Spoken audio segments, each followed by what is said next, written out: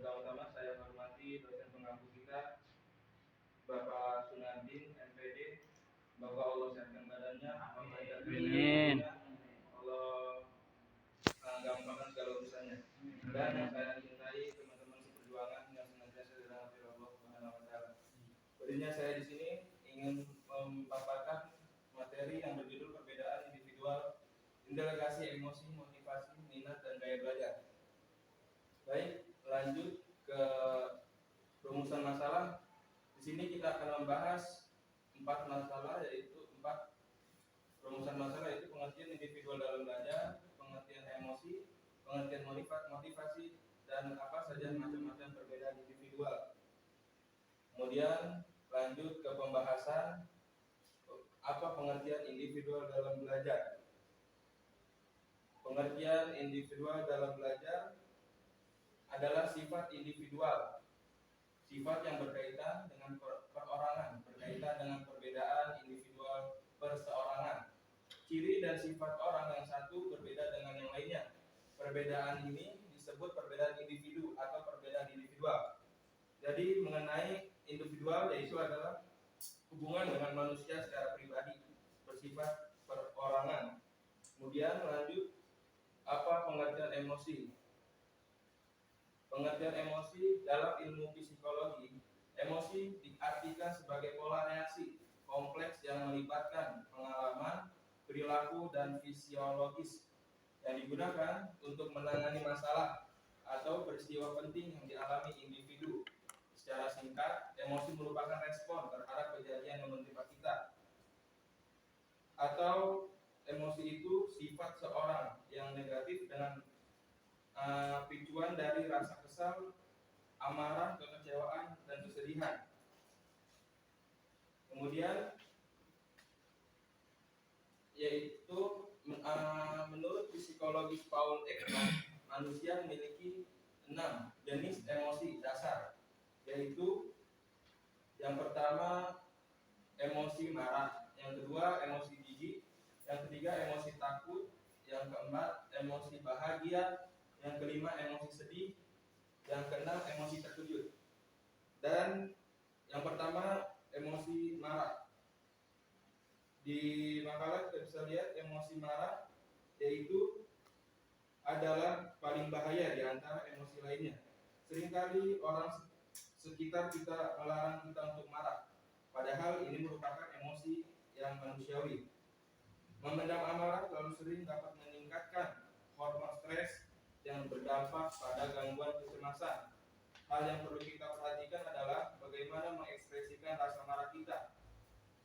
Turunan emosi marah diantaranya rasa iri, kesal, benci, murka, cemburu, dan tersinggung. Kemudian emosi jijik, yaitu emosi ini biasanya dipicu oleh penampilan, bau, atau tekstur tertentu. Respon utama kita biasanya menghindar atau menjauhi dari objek yang menjijikan. Hal ini juga berlaku ketika kita melihat perilaku buruk orang lain, seperti pelecehan seksual, pornografi, dan perilaku jahat lainnya. Yang ketiga yaitu emosi takut. Emosi ini merupakan salah satu emosi yang paling tidak menyenangkan, sebab pola pikir kita juga biasa turut berperan aktif dalam meningkatkan emosi ini. Takut biasanya muncul ketika manusia mencoba mengantisipasi sesuatu yang mengancam fisik maupun psikologisnya. Yang keempat yaitu emosi bahagia.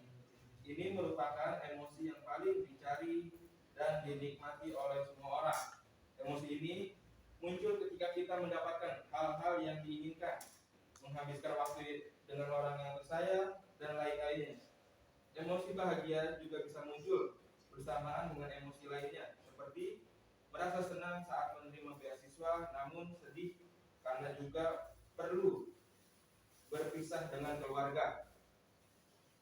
Turunan emosi bahagia adalah rasa puas, lega, riang, damai, bangga, untung, bersyukur, dan bersemangat. Kemudian yang kelima, emosi sedih. Ketika mengalami emosi sedih, manusia cenderung akan menjadi pasif, seperti mengurung diri, malas beraktivitas, dan lain-lain. Emosi ini juga bisa bertahan dalam periode jangka waktu yang panjang. Maka dari itu perlu segera dicarikan solusinya. Turunan emosi sedih adalah malu, kosong, kecewa, kasihan, berduka, bersalah, kesepian, sengsara, dan terlantar. Kemudian yang terakhir adalah emosi terkejut. Emosi ini merupakan emosi yang berlangsung dalam durasi tersingkat. Setiap hari kita sering mendapat banyak kejutan, baik yang negatif maupun positif. Turunan dari emosi terkejut adalah perasaan heran, tertipu, dan terpesona. Kemudian lanjut pembahasan yang ketiga, yaitu apa pengertian motivasi.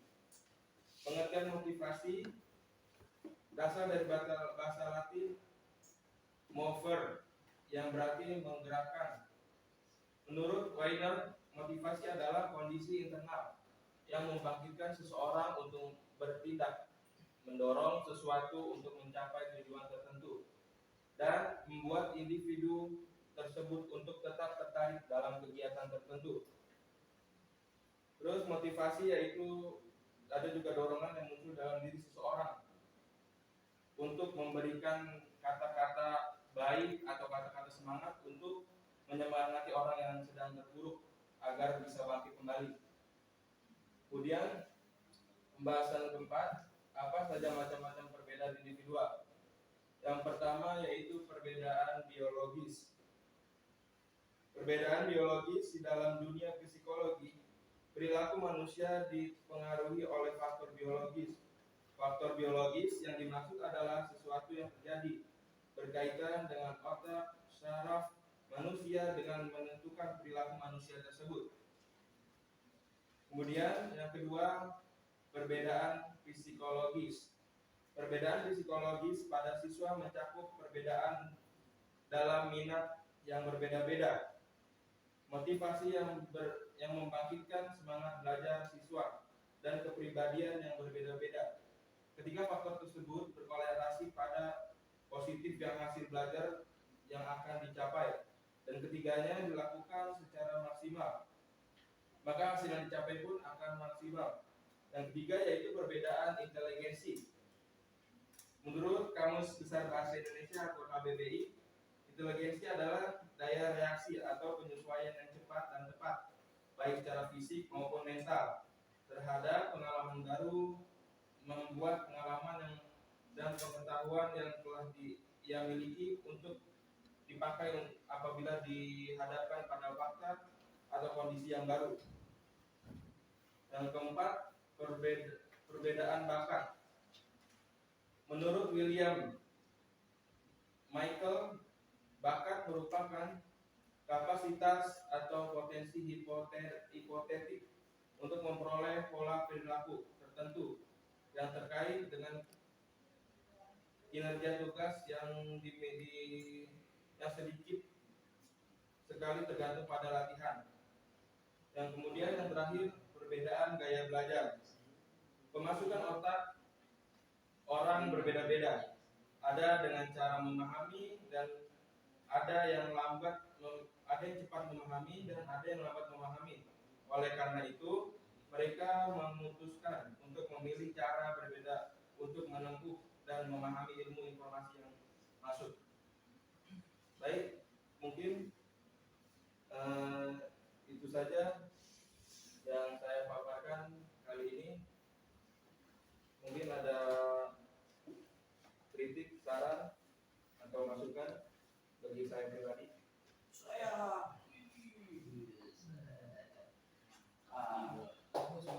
Ini koreksi di cover makalah itu tadi di sini tulis ya apa tuh ya ada tulisan inteligensi ya, tapi di situ tulisnya inteligensi yang kurang